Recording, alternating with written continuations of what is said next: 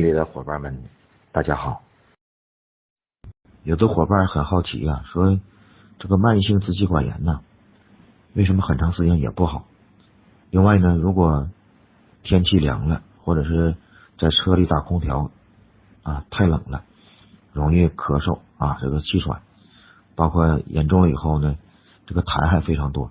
所以这个病怎么总有不去根呢？啊，为什么就治不好的呢？其实慢性气管炎呢，也叫老慢支啊，叫慢性支气管炎。那么它的病因是什么呢？为什么总有不好？我们说用西药的话，我们说由于细菌呐，或者是这个微生物造成的这种支气管炎，所以我们上医院打个针吃个药可以好了。但实际上人体自身有原因啊，为什么天气凉了以后别人不得这个慢性气管炎，你怎么就得了呢？其实还是自身原因。从中医的角度来说，这样的人一般脾肺不足，另外体内有痰饮。脾肺不足的人，肺气不降敛他不降敛，不降敛的时候呢，人体这个津液不下行，长期的津液不下行，它就津液里头没有阳气了，没有阳的时候，它就会变成痰饮这个痰饮留在体内的话，它就会诱发这个问题。我们说这个慢性支气管炎为什么总有不好它主要的原因就是气机的升降不好。我们说脾就是中气，很多人呢到一定年龄发现饭量特别小我们说你一个运动比较少的话，饭量很大，你少吃一些可能人不胖了，但不代表什么，不代表你饭量没有了就年轻的时候吃这个8两饭，现在呢吃2两饭还吃不下去，其实这就是中气不足的表现，就是脾升清的能力不够。那么这样的人肺的降敛的功能也不够所以呢体内就会形成痰饮我们说痰饮怎么形成的？不是说在肺中有痰饮就是一定由于肺气弱造成的，那也与脾有关。我们说土能生金，脾属土嘛，肺属金的，所以从某种程度来说，还是中气首先虚弱表现的。所以饭量是人体很关键的一步就是我们中焦的脾胃千万注意。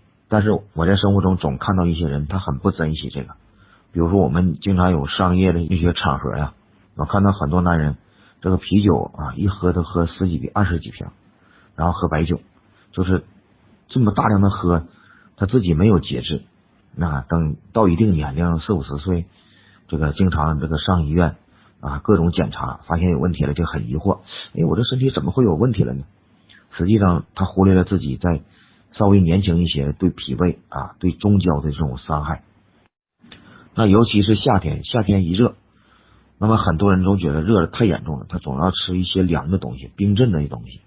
实际上夏天不能吃凉的，反而夏天应该吃一些热的。为什么呢？因为夏天人体阳气在外，所以脾胃之中实际上是没有阳气的。如果这时候你再吃一些凉东西，那么对脾胃对中焦的伤害很大。脾胃一旦伤害大了，百病丛生我过去讲过嘛，说大家知道吗？少阴症往往是我们平常生活中比较重的病，比如说心脑血管病就属于少阴症，就6经辩证中的少阴症。但心脑血管死不死人取决于什么呢？就比如说你得心脑血管三高症了，能不能得脑血栓、脑淤血这得了以后能不能死亡？它取决于什么呢？取决于胃。如果你胃气已绝，那么这个高血压这个三高症就直接导致你脑出血、脑梗塞或者心梗，就直接去世了。最小的时候打篮球的男孩20多岁打个篮球突然得心梗躺地下了，抢救无效死亡了。那这取决于什么？应该是他早期的胃气已经不行了，可能打游戏喝冷饮把胃气给伤了，所以会导致死亡。我们说中医当中人体的脏腑之间有时候互相表里比如肝胆互为表里，但人体的脏气还有别通。什么叫别通呢？就他俩本应该不应该有联系的，但他俩其实有关系。比如说胃和心脏有关系吗？有关系，因为胃和心包就属于别通的他俩有关系。那么心包是什么？在今天的话应该就是我们冠状动脉，所以得心梗的时候冠状动脉这个冠心病的时候，尤其冠状动脉有一些硬化阻塞的时候，往往与胃有直接关系。当你直接用活血化瘀一些散解的药想通这个血管的时候通不了的时候，那你去调胃啊，消食导滞，养胃气，那你看这个病反而缓解了。那么慢性支气管炎老慢支，我们用什么方法来调理呢？一是补益脾肺，温化寒痰。那么用哪一个方子呢？用小柴胡汤和二陈汤来调节。小柴胡汤这个方子很奇怪啊，它一方面它宫中有补，它去外邪的柴胡黄芩，那么它补的呢，我们看比如用党参或者人参，然后炙甘草、生姜、大枣这都养中气的，所以正好符合这个老慢支的这个特征。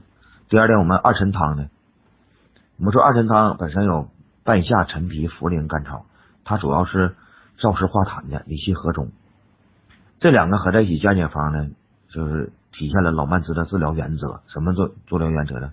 就是首先养中气调中焦，第二点呢去外邪，第三点呢化痰止咳。那接下来我们看这个方子，党参15克，柴胡10克，黄芩10克，法半夏10克，炙甘草5克，生姜3片，大枣3枚，茯苓20，陈皮10克，葶苈子12，五味子5克，苏子10克。如果咳嗽并咳痰严重，加白芥子6克，莱菔子9克，橘红6克，款冬花12。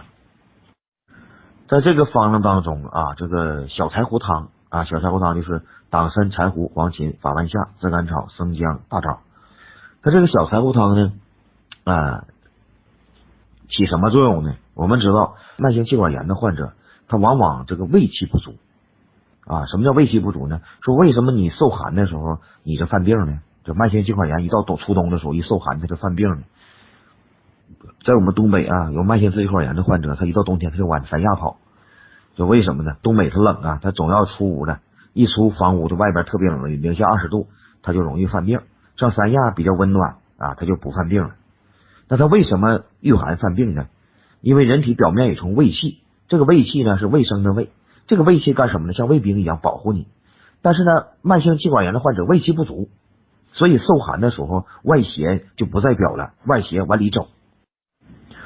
那么受寒邪就外邪往里走的过程中他并没完全走到里，如果走到里的话就是发高烧了。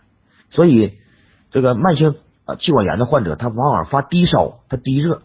那低热是什么呢？他从往里走，并没在表，也没完全走到里，他走到一半就走到少阳症了，就是半表半里。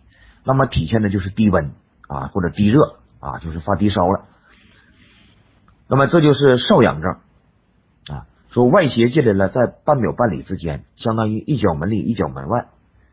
那这时候用小柴胡汤来这个养正祛邪就是宫中有补，去除外邪调和寒热。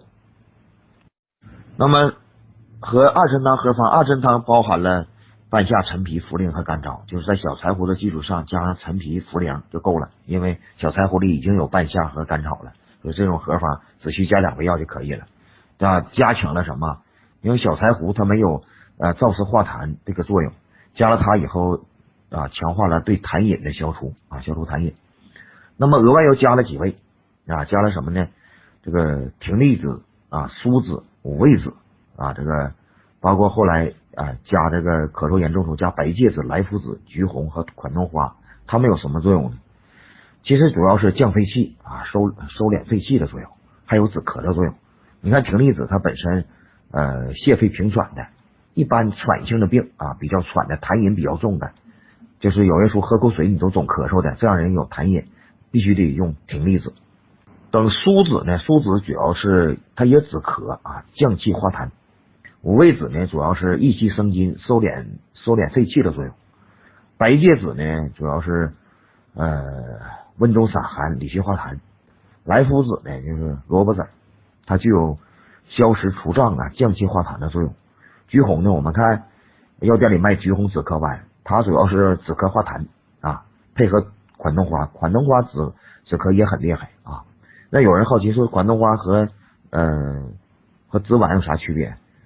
款冬花止咳能力比较强，紫菀呢也止咳，但是化痰力量要比款冬花更强一些。那如果你痰要比较重的话呢，可以加紫菀加紫菀15克。那这个方呢，在发病的时候，尤其入冬的时候，这个天气一凉或者空调天气一凉，这个慢性支气管炎一犯病，用这个方呢，效果还是非常